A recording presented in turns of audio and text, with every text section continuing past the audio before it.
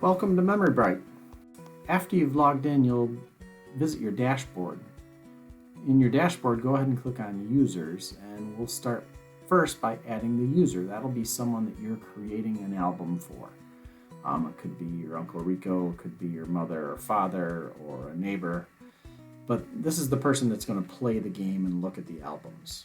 Go ahead and add their name and password, and we recommend you select mode choosing and you select the personal login. We think you should leave the bottom two unchecked, but go ahead and select those top two and then click save, and you'll see my relative here, Uncle Rico, has been created. After you've created a user, go ahead and click on albums, and that's going to allow us to create an album. Albums can be about friends, about family, about places, whatever you think is appropriate. We're going to build one for Uncle Rico about his family. And we're going to leave all those other checkboxes enabled, and we're going to click Save Changes. After we click Save Changes, we're going to see the different modes that Uncle Rico will be able to play, and we're going to add some items to this album about Uncle Rico's family. We're going to create one about Ryan. Now, we recommend that you select your photos ahead of time. I know I've already selected 3 photos about Ryan, and the first one is from his high school graduation. So I'm going to type in high school graduation here in the title.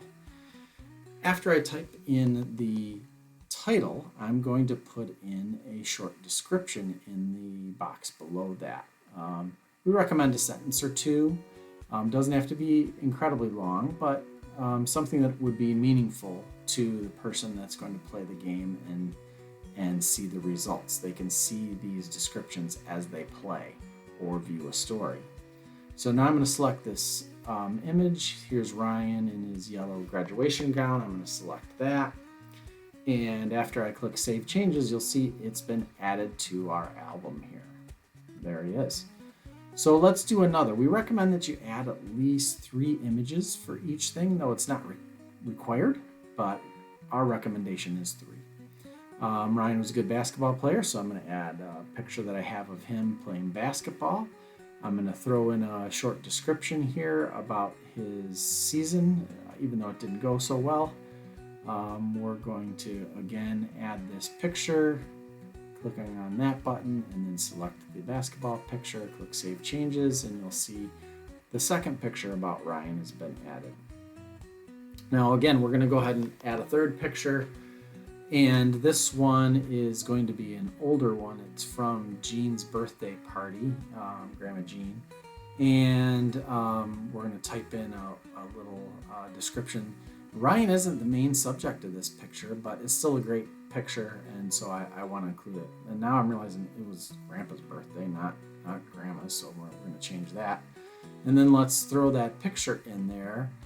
And the reason we're adding this one, so you can see, boy, Ryan's not even in that picture, but he is actually. We're going to go ahead and click Update. And we're going to use this built-in image editor in MemoryBright. We're going to click Edit Photo, and you can add circles and squares and squiggly lines.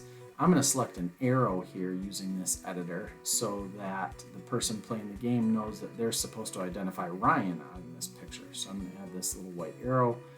I'm going to spin it a little bit so it's pointing right at the top of Ryan's head there.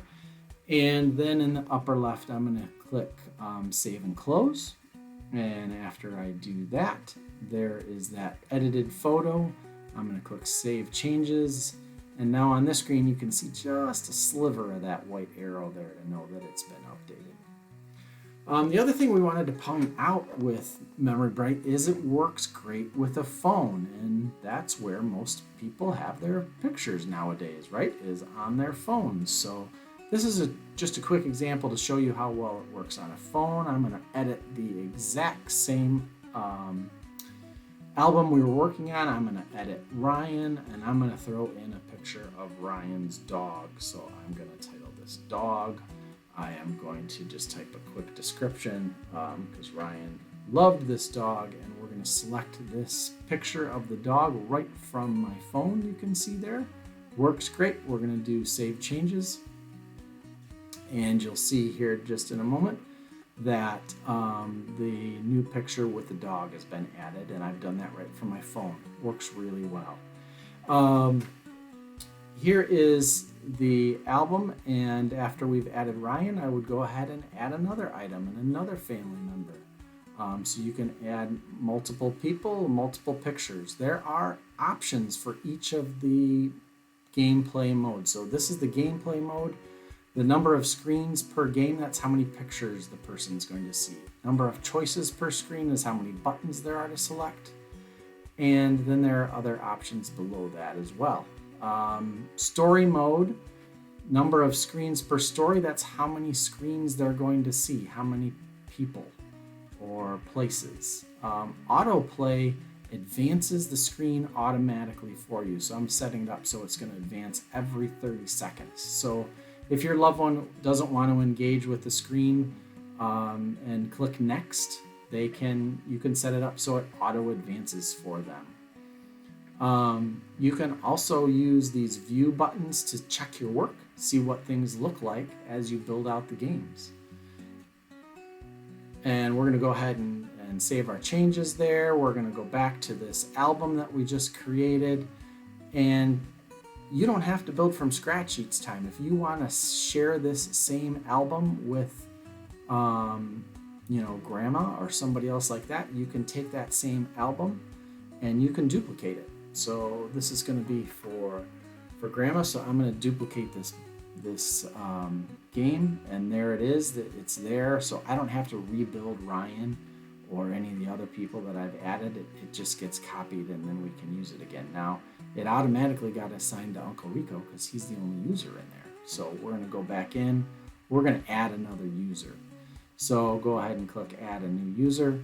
So you could have albums, some for mom, some for dad, or some for grandma, and some for Uncle Rico. Again, you're going to add that person's name. You're going to add a quick password in there just because it's a required field, but you don't have to use it. You're going to click Enable Mode Choosing and the other option up there at the top. And then you can click that personal login link down there where it says copy. And if you copy that and paste it into a browser, it's going to go directly to your loved one's dashboard. Thanks for joining.